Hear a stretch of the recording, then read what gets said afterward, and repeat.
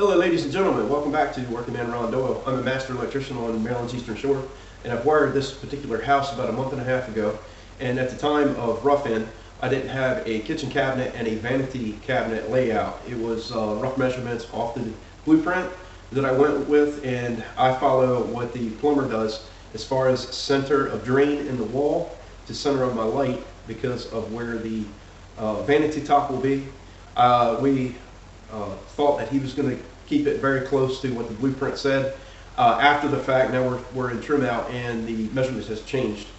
He decided to do an open vanity station, kind of like for putting makeup on for the lady of the house, a drawer unit and cabinet base, and the sink is actually offset into this cabinet base. If you're looking up from where the faucet is, straight up, you can see that the light needs to be moved over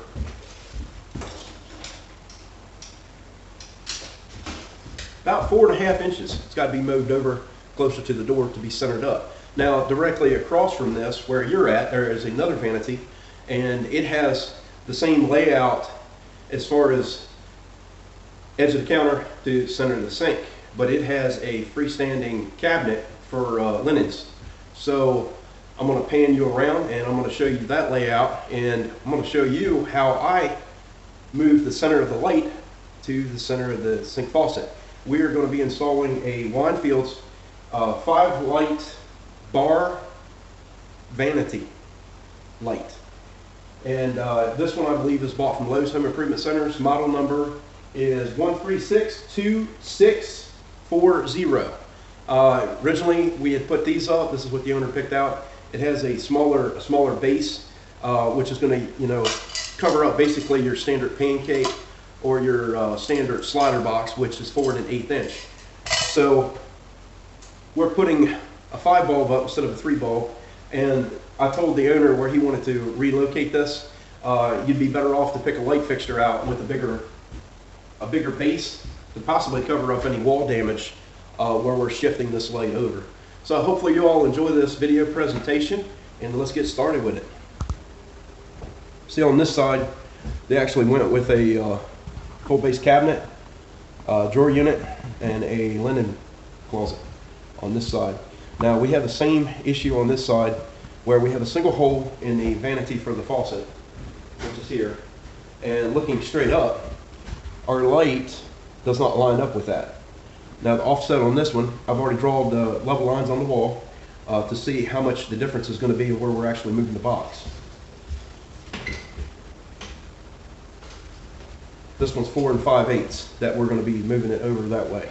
So got this light already taken down. I'm going to go ahead and protect the countertop so that we don't drop anything on this expensive granite.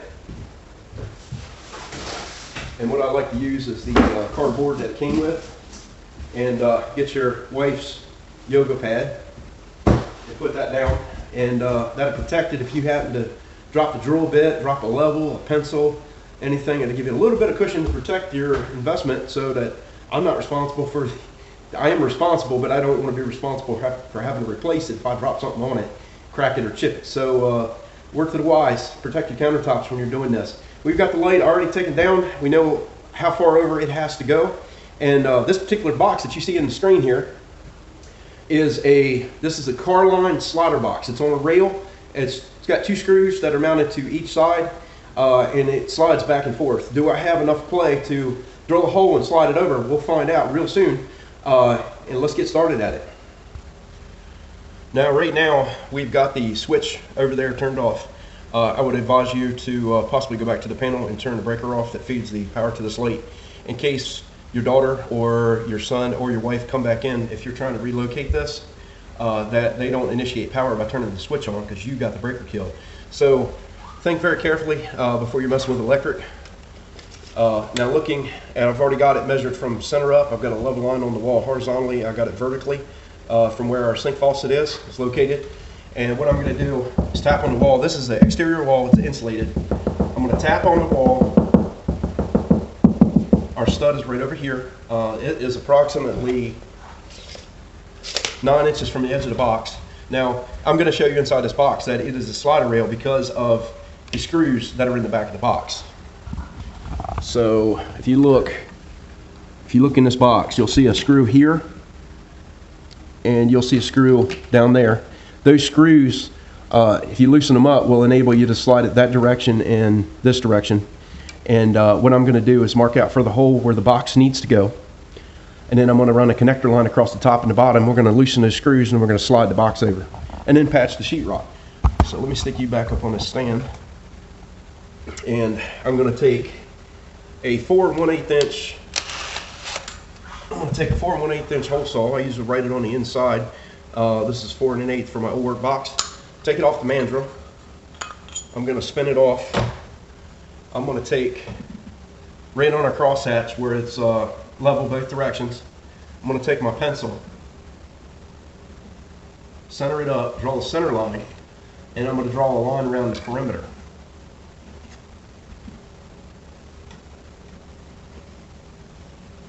Now this line around the perimeter will allow me to know if my drill bit is walking as I'm drilling this. If it wants to walk either direction, I'm going to know because I'm going to have a reference point on the wall to see where it's walking to. Now that I've got that marked out, I'm going to go ahead and chuck this back up in the drill. I'm going to drill this very slowly. That way we can get this box moved over. Now for illustration purposes, I'm not going to use my dust bowl on this. Normally I would, but I'm going to center it up.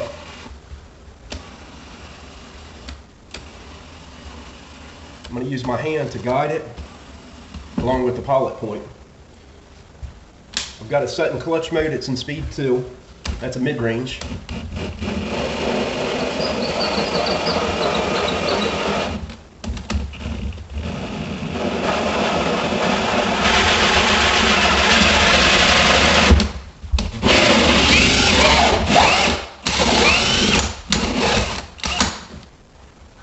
All right, take this out.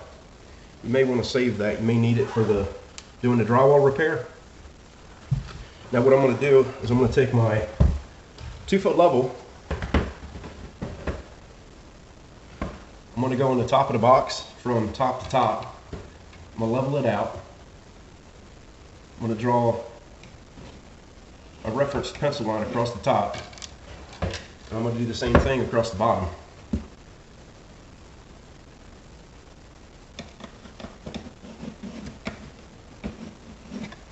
Okay, there's 2 ways to do this and slide this box over. We're on a slide rail. We have insulation. The stud is over here, so this box isn't going to be any problem to slide it over. Now, if we cut this across here, we'll be able to slide it directly across. Take the insulation from this side, put it over here, slide this across to relocate this box. Or we can take the 2 screws out, pull the box out of the wall, and send it over in this hole, and then send it back and then reattach it. You have to be careful. There's a clip that's shaped like a C with 2 flat flanges behind these 2 screws. If you happen to drop it down in the wall, you have a 2x6 wall with more airspace and it falls down, you may have to buy another box just to get that clip because Carlon does not sell that clip separately. So be very careful not to lose that if that is your way of sliding this over. You may have a pancake, this is a Rayco pancake. This is a ceiling fan pancake. Typically, I wouldn't use this in this installation because you're looking at a low weight rating fixture. These things are rated for fan use. These cost quite a bit more, usually twice the price. But in this application, we're able to cut this and slide this over and do a little bit less mess and not spending as much money on the components because we're able to move it over. So what I'm going to do now is get a utility knife and very carefully carve this insulation away.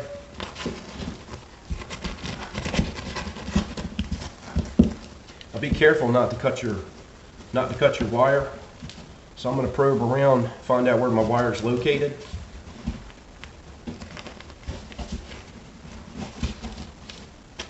I believe it's under the box.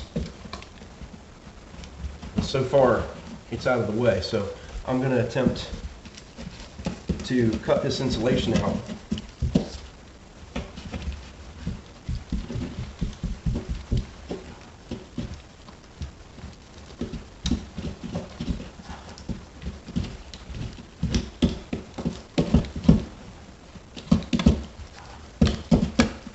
Might be a good idea to wear a dust mask. you have a lot of allergy issues.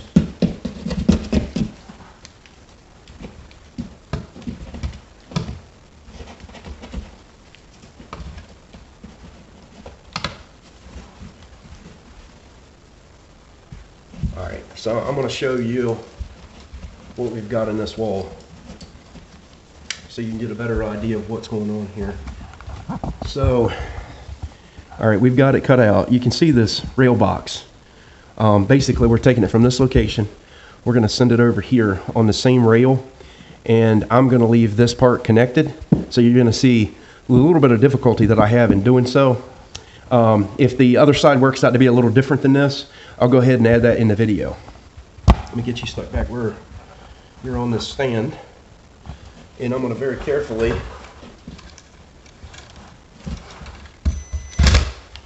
take out one screw. I'm going to take out the bottom screw all the way. All right, I got one out. Now I'm going to put my hand behind the box and hold the clip so it doesn't fall down in the wall. All right, this is the second screw, and very carefully slide this clip over.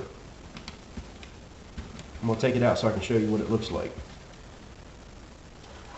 That's actually the clip from behind this box, and they crisscross the holes, so you'd use either hole diagonally from this to this. So now I'm going to get a long pair of needle nose. Now I've got the power off. I'm going to go ahead and take these wire nuts off, and I've got the power off by the switch. Now where I did that, neutral to ground will trip the arc fault circuit. Even though there's no power present, there's an imbalance in current, and that will cause the breaker to trip, which is actually on the other side of this garage exterior wall, and I heard it. So we got the breaker tripped. I'm going to pull this on the inside of this box. I'm going to grab this ear, and I'm going to lift this ear up so we can pull this box out. Okay, and we're going to check. Should have enough wire in this wall. What you may have to do is pull, if you're sliding it that direction and you have wire in the wall, and I always leave extra on my reel boxes, I'm going to put a pair of diagonals in there, and I'm going to pry out that staple that holds it to this side so that I'm able to free up the wire to go to the other side with it. So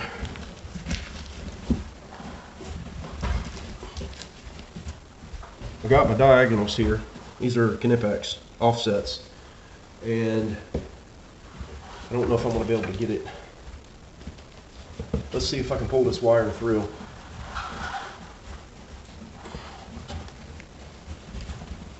Yeah, I'm going to leave the staple in the wall.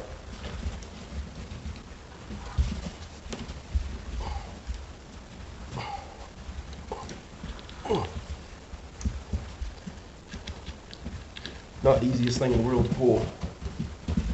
You want to try to prevent any damage to the NM jacket. All right. So I pulled it through that staple. I'm going to take the box. I'm going to insert the box the way that it was. Same knockout.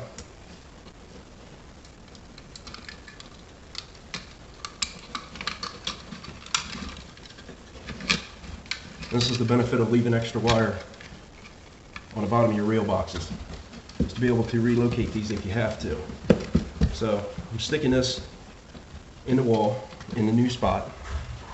We're going to take our clip and our screw, and it's nice if you have this tip and it's magnetized. It will help you. And my bit is not magnetized. So what I'm going to do is put this clip around the rail. Let me give you a close-up of that. So I've got the clip like that, and I'm going to slide it behind the box.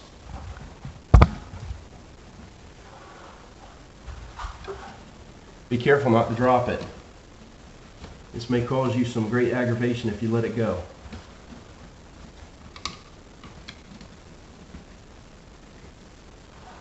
I'm going to get the top screw in first.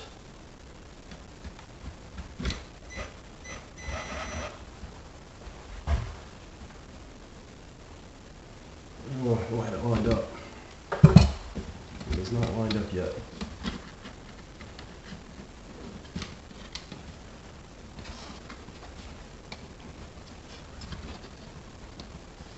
You take a little bit of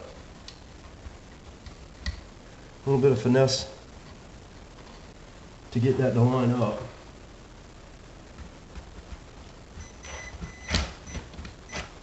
All right, I got it started. We're going to get our second screw in.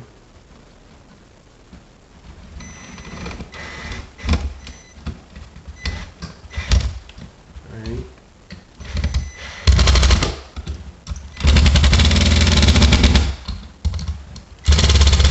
Don't over tighten them. You're tightening a plastic box to a steel clip with 2 screws. If you over tighten it, you'll pull through that plastic. So now that I've got that in place, I'm going to take the insulation and I'm going to fluff it up around that box. Because you keep in mind, it's the exterior wall.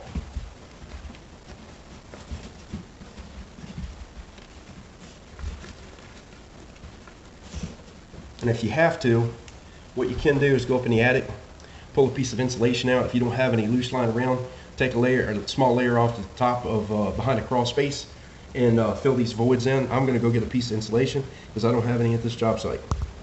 All right, I got a small piece from the attic, and I'm going to tear off thin layers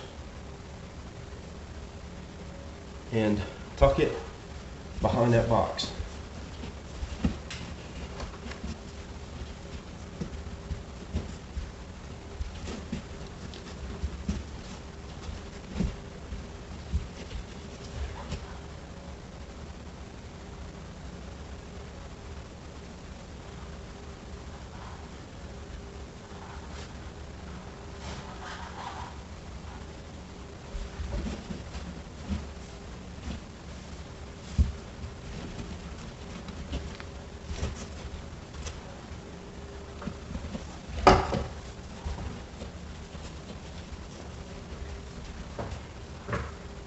Now this round piece that I've got left over, put that in the wall.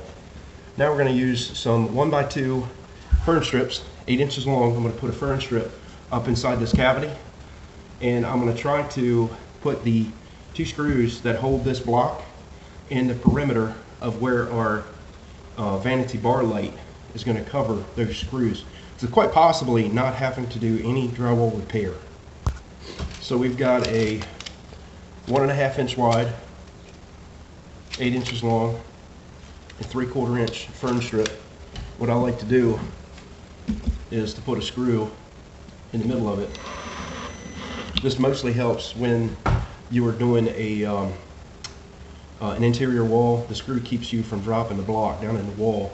I don't know if we're going to be able to do it on this because of fiberglass and the actual area you have available to poke it down in the insulation, because you've got to push this down to get it back up.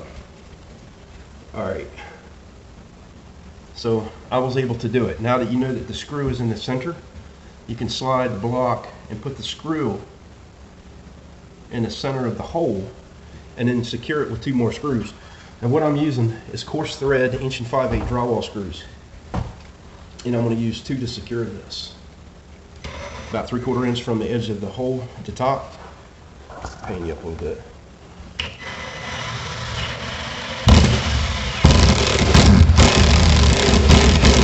And before you get that tight, you want to get this one set in place. If you happen to tighten one before the other, you will rip this out. Tighten them so they're just past the paper, but not breaking the barrier of the sheetrock. All right, take your middle screw out. Take your plug, put your plug in the wall, and we're going to secure this with 2 screws.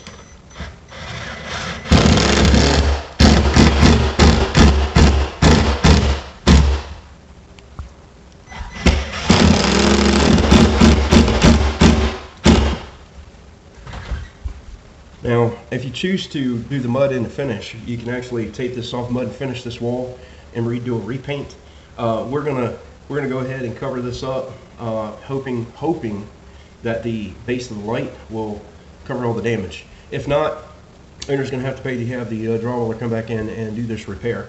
The only thing that you're lacking by not doing this repair is an air seal. Basically, any air that would be in that cavity that would get around the insulation could come out into the room. So let's see if this light covers this up.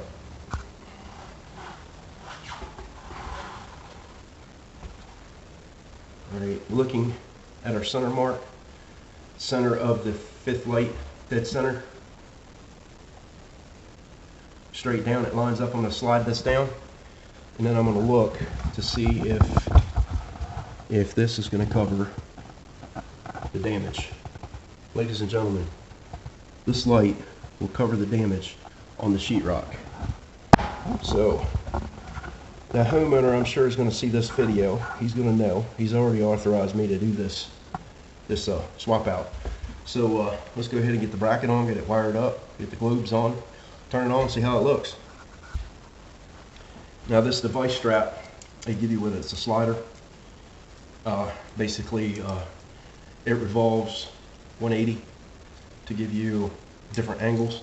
Now most of these rail boxes and nail-on boxes, if you look at the nail pattern, the screw pattern, the screw pattern is on a 45-degree plane, and our light that we're installing today is on a vertical plane.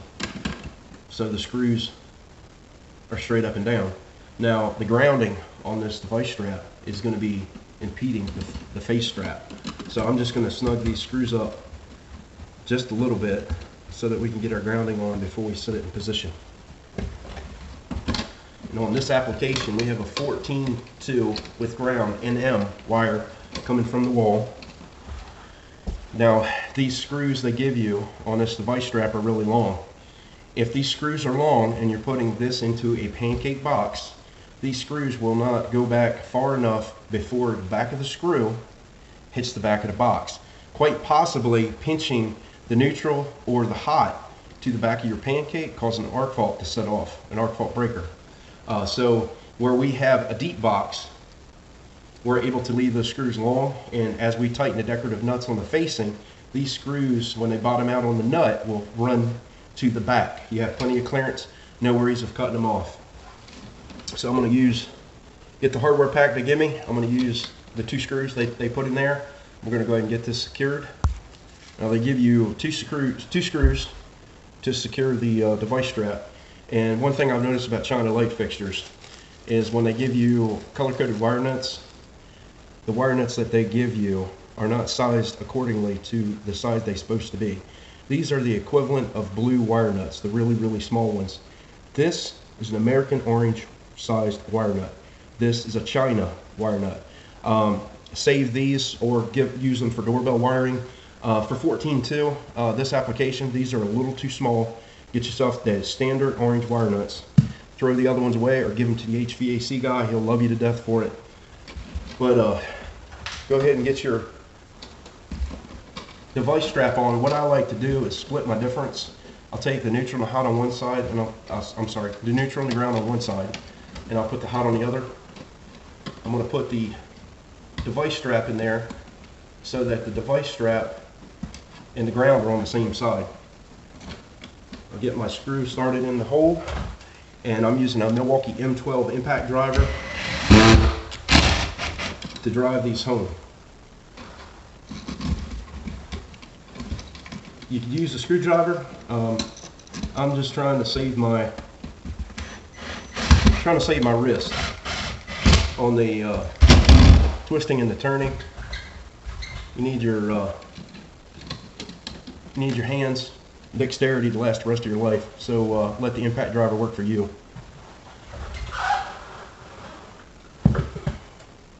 They've got this thing wired up, bundled up pretty tight. They've got it tied.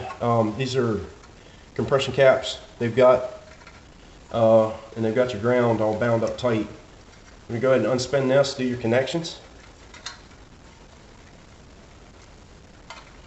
I try to keep a clasp of my hand on the bottom so that I'm not straining the wires as I'm holding this.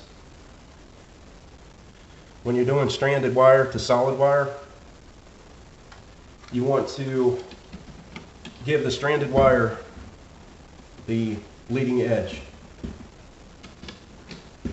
So get your wire nut, get your stranded started. So your stranded comes out about 1/8 of an inch past your solid. Tighten that up, hold on to your stranded wire and your wire nut and give it a tug. Make sure none of them will come out. The whole time I'm doing this, you want to try to support your light fixture, not let it hang from the wire.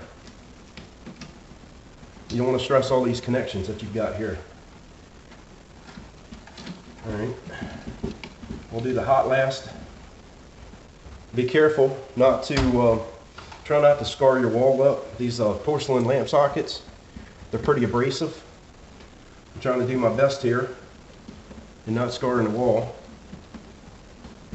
Get all your connections tight. Give a tug on those wires. Make sure those wires are not coming out.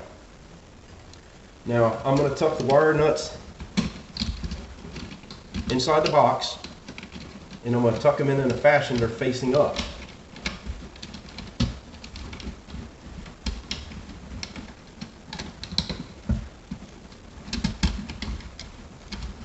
Alright, I got my wires in the box. Then I'm going to take a Phillips.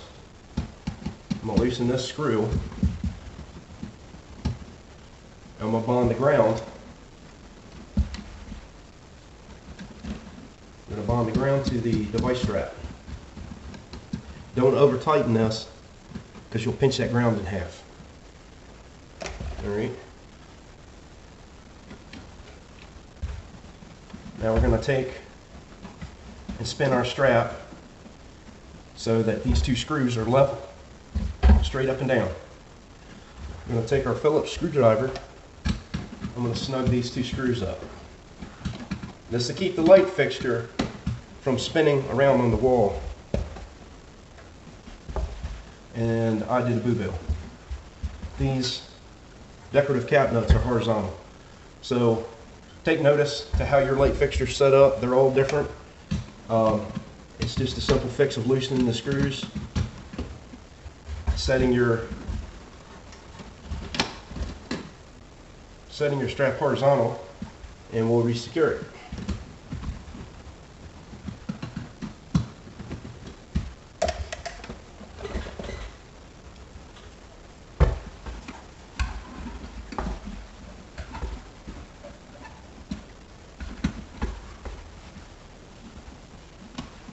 Make sure your wires are tucked behind there.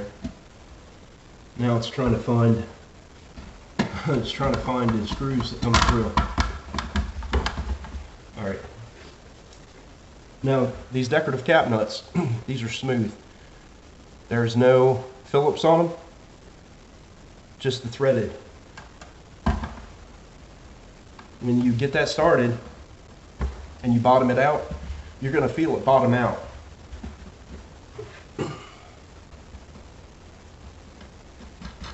Once it bottoms out, you're going to feel the threaded bolt start screwing into the box. Now, before I get that too tight, I'm going to put a level. If it won't go on the back, go on the bottom side. Level out the fixture before you tighten those cap nuts.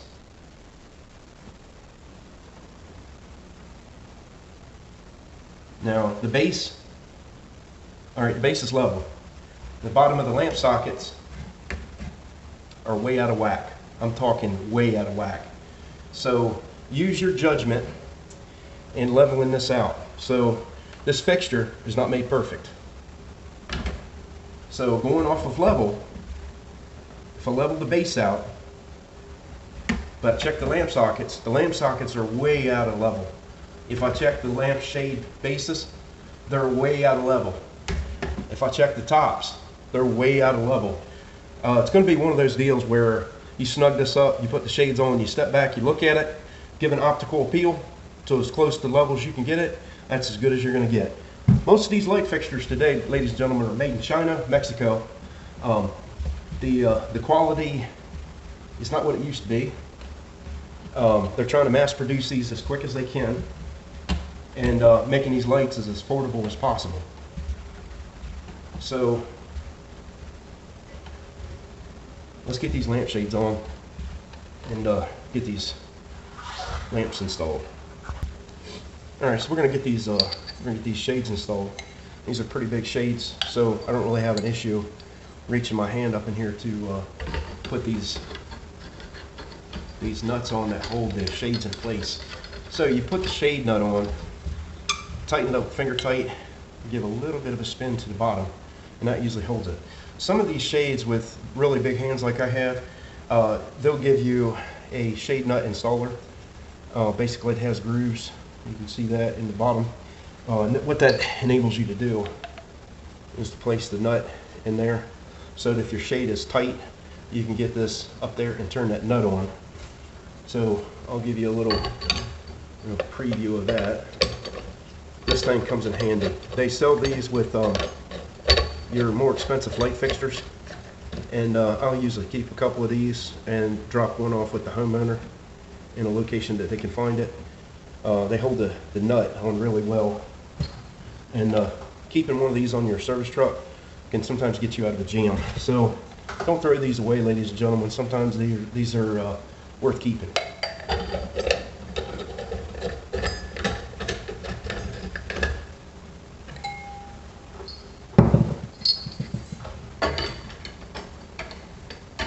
Be careful not to cross thread these. If you cross thread them, it could be a bad day of you taking this back down and going to the store to get another one.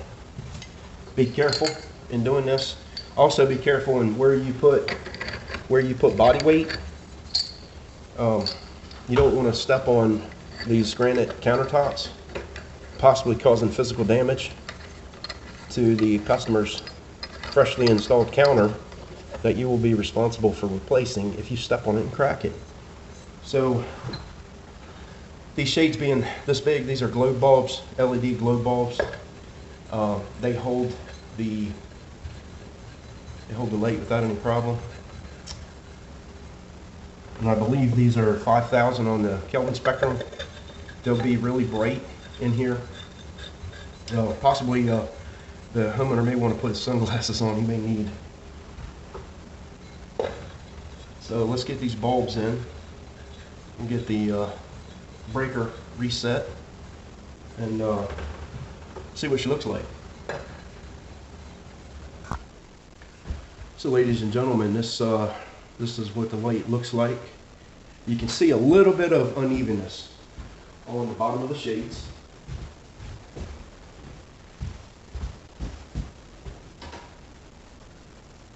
Not too bad.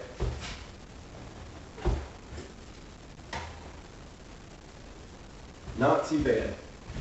So the base of the light is level, bottom of the lampshades are level, the bottom of the lamp socket holders are not level. So you have to kind of weigh the odds, get an overall perspective of it, stand back, look at it, just make sure that you've got enough height from the backsplash up to the facing of the shades. Make sure you have enough room for your mirror that you pick out. And on this particular application, we've got 41 inches. So it should be more than enough clearance for pretty much a sheet mirror, oval mirror, framed mirror, pretty much anything they want.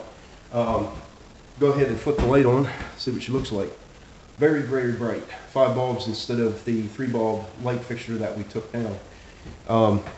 So some other options that are on the table for you in doing your vanity, bar light, or light recentering for your valve on your sink.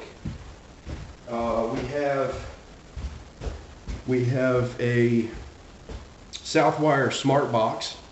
Okay, and this is a round box, and it has side screws that you can see on the inside. So your stud would go right here. This would go beside a stud. It's fairly deep in depth. You wouldn't have any problem doing 1, 2, or 3 14.2 NMs in this particular box. They also make this box that has a slide plate on the inside, so you can do fine adjustments so that this is flush with your sheetrock. This is one option. if you're doing a side mount to a 2x4. If you're doing a face mount to a 2x4, this is what you would call a pancake box. They sell these in fan rated and standard, which standard is just a general light fixture you would use for vanity light. These are approximately 1/2 inch to 5/8 of an inch thick in depth. You have to watch it, like I was saying when I did this light, those screws that are hold the fixture to the wall that have the decorative cap nuts on them. If you don't cut those screws to the right length that you need, those screws will work their way to the back. You'll get them tightened up, and you're going to find out your light fixture is going to rock on the wall because the back of the screw is bottomed out to the back of the box. So pay attention to that with that particular box. There is an old work steel retrofit. It's basically, it's the same size hole. It's a 4-inch, use a 4-inch hole saw. Basically, it's got a steel ring, and this fits on so loose, you basically drill your hole, insert your wire with your wire holding clamp, you slide this up into the wall, and when you tighten this up, it actually tightens this to the drywall, so it's pinched between here and the flange. That's another option. You have the sliding rail box, which you've seen on the present light fixture, and these are Carlon old work boxes. I use a 4 1/8 inch hole saw to insert these. I'm not really sure about the load rating on these. I think, don't hold me to it, I think it's 6 pounds, which this fixture is well over 6 pounds. I don't know if I would trust this box to hold that light up. If you do, it may hold for a couple days, may hold for a month, may hold a year. You may have a problem. I wouldn't use this for that heavy light fixture. These have 3 swing out ears. As you can see the screw pattern on the front. And what these do is actually pinch the sheetrock where my finger's at between this thin flange and that ear. You tighten these screws up, it pinches. And see if I can't get it. They're tight, but when you tighten them up with an impact driver, you want to make sure you start them off slow. And what I actually like to do is work these back and forth. So I had a customer reach out to me a person on a video. They were having difficulty inserting these, and she wanted me to go over this in a little bit more detail. Well, brand new, these things, I'm gonna pan you down just a second. These things are super tight. Okay, and what these do is they torque on this back strap, and I've actually seen these fold over and break. So what I like to do is get it started to where that wants to freewheel. You may have to do it once or twice. Set it to the back of the screw. After you've got that ran through like that, do all of them.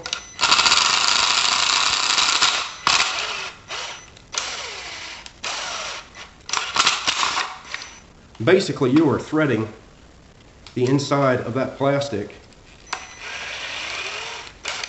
so when you put this in the wall, it's not going to bind up on you.